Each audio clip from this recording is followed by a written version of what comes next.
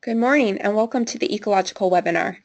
We will be getting started in just a few minutes as we give attendees time to get logged in.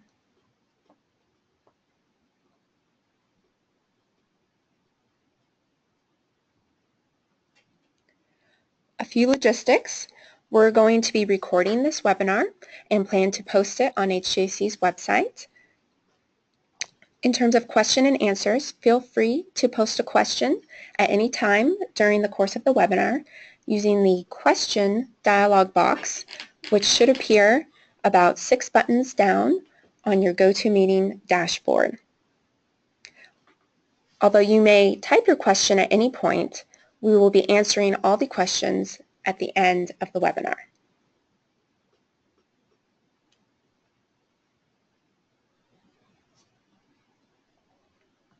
I'm going to give it just another minute or so.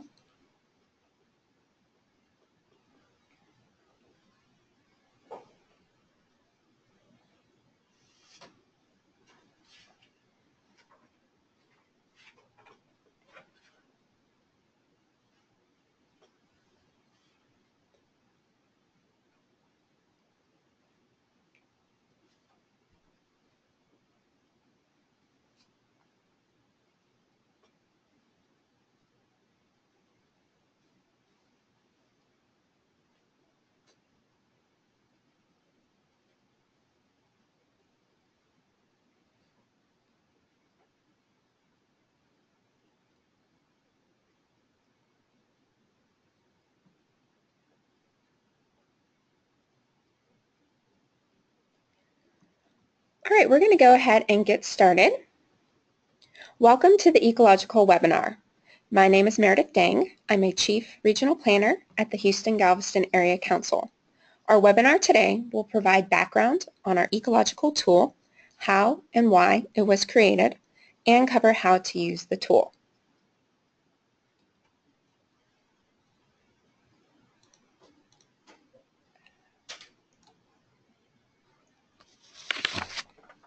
Let me take a moment to acknowledge our funding partners that made the Ecological project possible. The Ecological project was financed through a grant by the Federal Highway Administration, and additional financial support was provided by the National Association of Regional Councils, the Galveston Bay Estuary Program, the Texas Commission on Environmental Quality, and the U.S. Environmental Protection Agency. Mapping for the Ecological tool was completed by the Texas Coastal Watershed Program and the Texas Forest Service.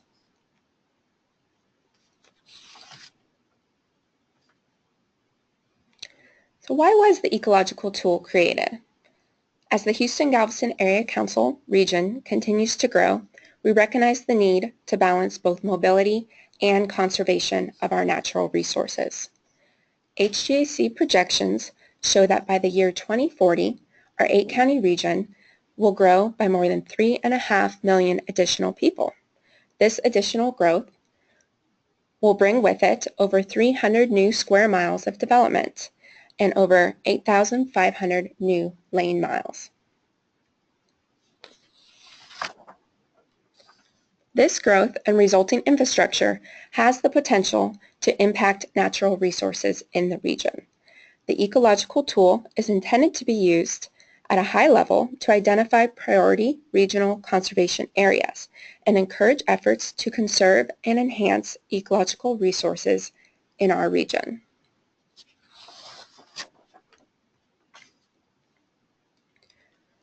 The Ecological tool provides an ecosystem approach by examining the whole 8-county region and allows practitioners to consider potential impacts of projects on ecological resources early in the process.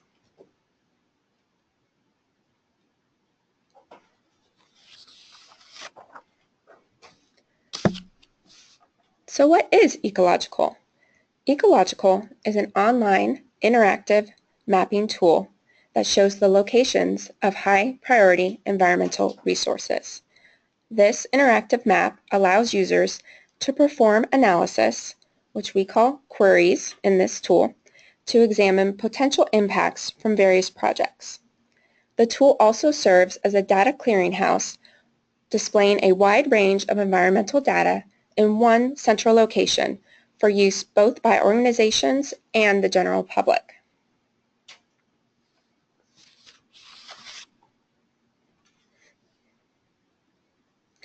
The intended uses of the ecological tool include both long-range transportation and conservation.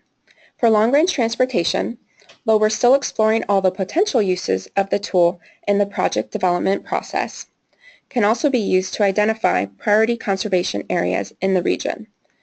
Importantly, this tool is both free and accessible to anyone online and can be used by a wide variety of audiences.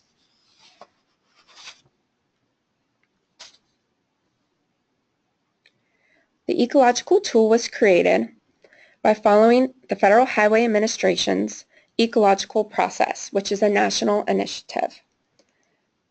The first step in this process was to convene a committee of environmental professionals who met with HGAC from 2008 through 2009. The first step that this group undertook was to map the existing ecotypes in the region. This mapping was performed in the 8-county region using aerial interpretation. The next step that the group undertook was to define metrics that were used to evaluate the mapped ecotypes. The next step was to create the online GIS-based platform. And the final step was to conduct outreach to let people know about the tool and how it is used.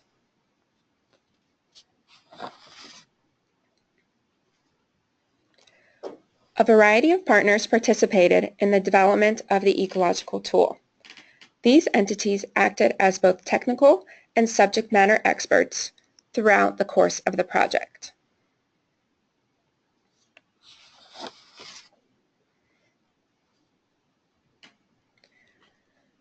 The committee identified and defined the ecotypes within the 8-county region. These ecotypes, which include those listed on the screen here, were mapped in the 8-county region at a consistent scale. Only ecotypes of a minimum of 100 acres were mapped. This means that smaller ecotype parcels were not included in this analysis.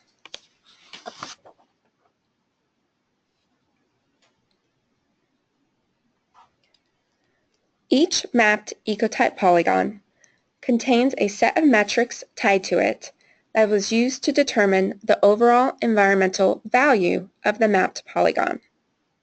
These metrics were then used to prioritize the mapped ecotypes by creating a cumulative metric score for each mapped polygon.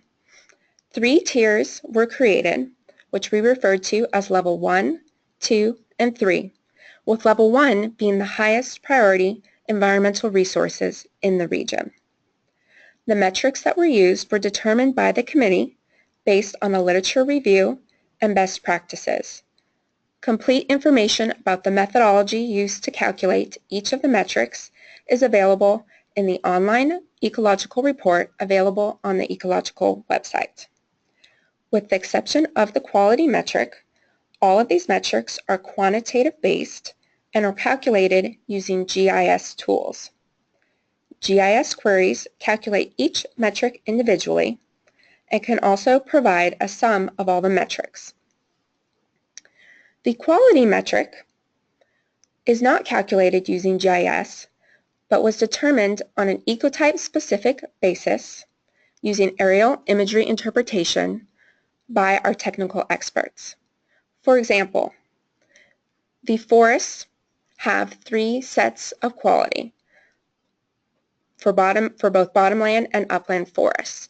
These were determined by the Texas Forest Service using aerial interpretation of the forest quality, looking at things such as presence of invasive species and tree canopy. Again, the full methodology of how those quality rankings were determined is in our online report. The quality metric is the only metric that is ecotype specific. The remainder of the metrics are calculated the same way for each of the ecotypes.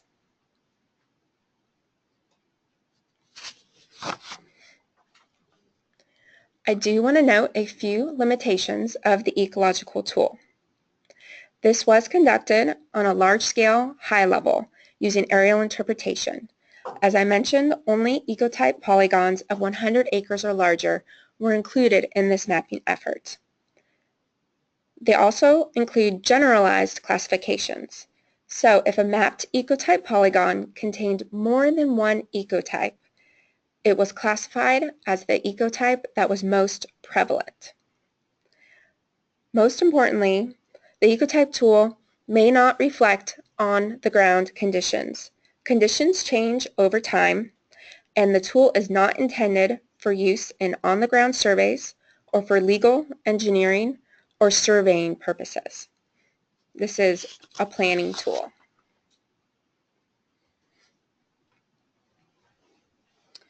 That was a lot of background. I'm sure you're curious to see what this all looks like.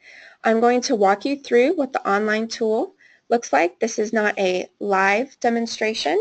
I will be showing screenshots, but I do encourage you to go online to the project website, which is listed on your screen, h-gac.com/go/eco-logical, and you can follow along on your computer. It's important to note that this tool does not require any special software and can be run directly from any computer or mobile smartphone. You launch the tool on the Ecological homepage, where you will also find the full report that I mentioned with the methodologies, as well as FHWA's National Ecological Report. To launch the tool, you simply click on the highlighted blue ecological word that the green arrow is pointing to.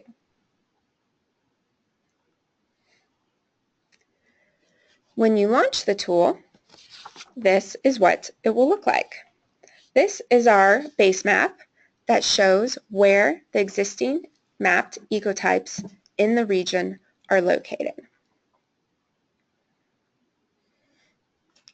I'm going to walk you through a few of the general features before we get into more of the specifics. If you click on the globe button, you will see the various layers and legends and map views that you can toggle on or off using your mouse.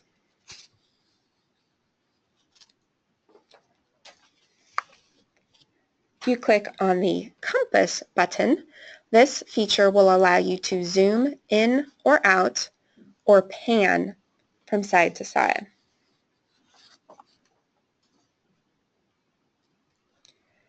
The cube button is which is our tool button, is where you would click if you would like to identify any polygon. You can use the I button, click on a polygon, and it will bring up the full set of characteristics, including metrics, that are associated with that mapped polygon.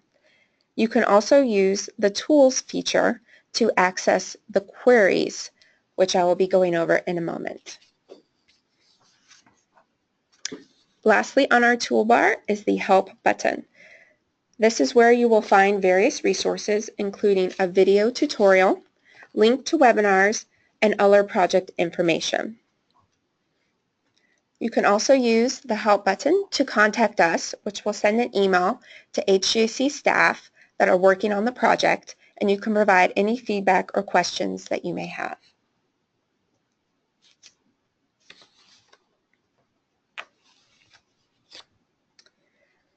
Now I'm going to go through a few of the additional features. You'll see I just clicked on the layer visibility, which shows the variety of different layers that you can turn on and off on the tool. We have additional resources in these tools that you can click on and off that were not completed as part of this effort, but which are available, such as impaired waterways, which is what you see here, with the red being waterways that do not meet our bacteria standards in the region. So in instances where we had additional environmental data, we went ahead and integrated it into this tool to make it as robust as possible.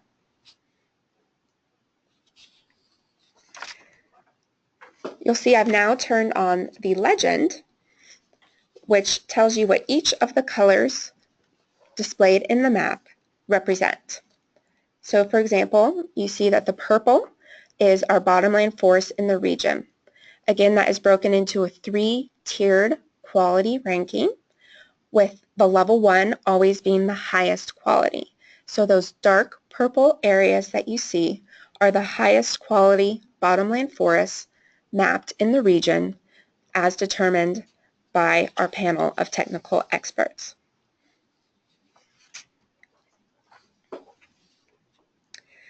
If you click in the layer visibility on the cumulative metric rankings, you will see this map. This is the 3-tiered classification that I mentioned during the metrics slide. Each mapped polygon has a cumulative metric score, which is the addition of all the metrics together, including their individual quality rating. This 3-tiered classification was used to generate a ranking system with the top scoring ecotypes in the region being labeled as level 1. Those are the red mapped polygons that you see. So these aren't broken down by ecotype, rather it's meant to display the overall highest quality, most valuable for conservation environmental resources in the region. Only 15% of the mapped polygons in the region were classified as level 1. Importantly, although only 15% of the mapped polygons received this classification, they represent over 45% of the mapped acres. So the mapped polygons that are level 1 are those that, by and large, are the largest in size and the least fragmented habitat within the region. You may wonder why we used the color red for our level 1. This was meant to signify kind of a stop, caution. These are really high quality environmental resources in the region. You need to take a look at these when you're considering project impacts. I'm now going to demonstrate how the query function works. The queries allow you to overlay a proposed project on the map and see the potential impacts to environmental resources. When you click on the green leaf, this will open the unweighted query function. An unweighted query means simply that all of the metrics are included in the analysis. When you open the function, you can choose either a point, line, or polygon feature to run your query. In this example, we have chosen the line function and have overlaid it on the corridor that we want to examine. You can also create any buffer distance that you want to examine the project. The default buffer is 1 mile from the line that you draw on either side, but this can be changed to any distance that the user wants. What will happen is when you create your line, it'll draw that buffer distance, and then it will run a series of calculations and pop up with a results table. This results table will display a series of information related to the metrics calculations for each of the ecotypes that are intersected by your drawn corridor. Please note that you can export these results to an Excel spreadsheet if you would like to compare or save them to other results that you run.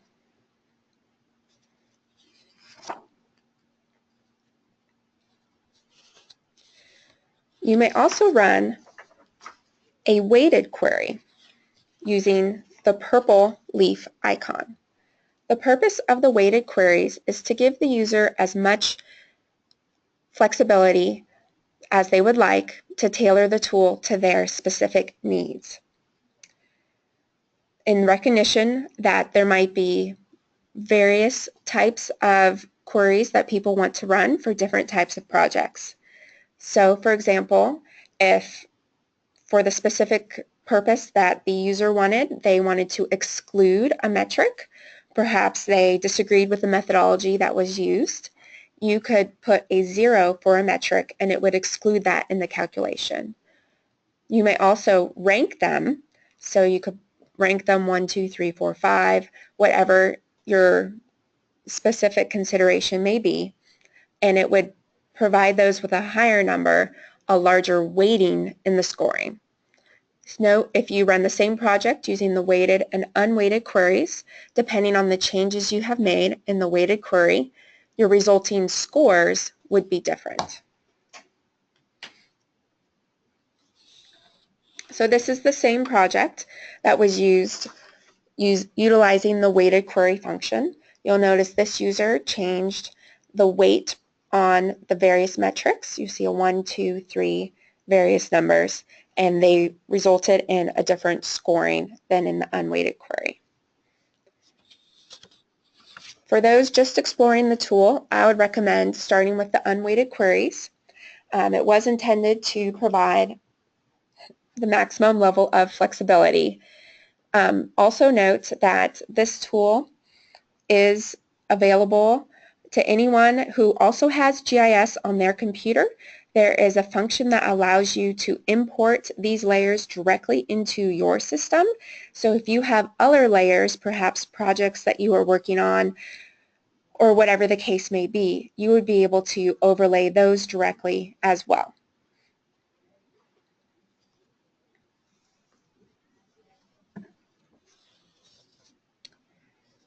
The Ecological tool is being explored for various integrations with plans. Practitioners and project sponsors may consider the potential impact of projects on ecological resources early in the process, especially for projects that add capacity. As the RTP is updated, this tool may also be considered in that process. In addition, major corridor studies and the NEPA process may also look at utilizing the Ecological tool. We hope that the Ecological tool is used to encourage efforts to conserve and enhance ecological resources regionally going forward, as well as inform efforts to mitigate potential impacts on a regional rather than a project-specific basis.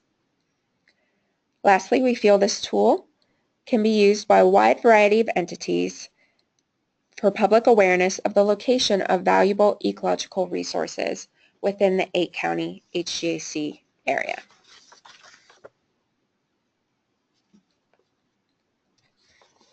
At this time, we'd be happy to take any questions.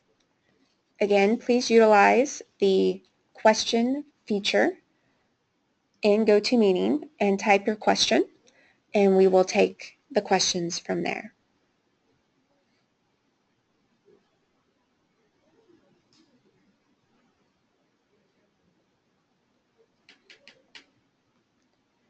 Again, we have recorded this webinar and we'll be posting it on HGAC's website. We will be able to send out a link to the presentation to all the registered attendees, and we encourage you to share the presentation with those that may not have been able to join us today. I also encourage everyone to go online and take a look at the full ecological report, as well as launch the tool, play around with it, get a feel for how it works, and feel free to reach out to myself or any of the other HGAC staff, either directly or through the Contact Us feature on the tool, and we'll be more than happy to answer any of your questions.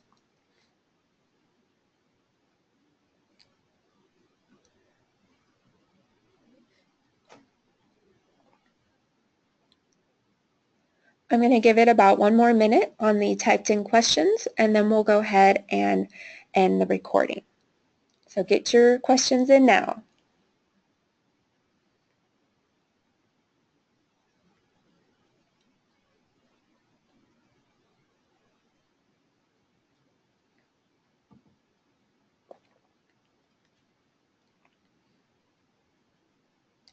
Well, I know I covered a lot of information fairly quickly, so I'm going to assume that everyone is just going to play with the tool on their own. It does take some time to digest all the different features available on the tool. So although I'm not seeing any questions live at this moment, Again, please feel free to reach out to us after the webinar, and we'd be happy to touch base with you to get any questions answered. I'm going to go ahead and end the webinar. I want to thank everyone for taking time out of their day to learn about the Ecological tool, and we look forward to working with you in the future.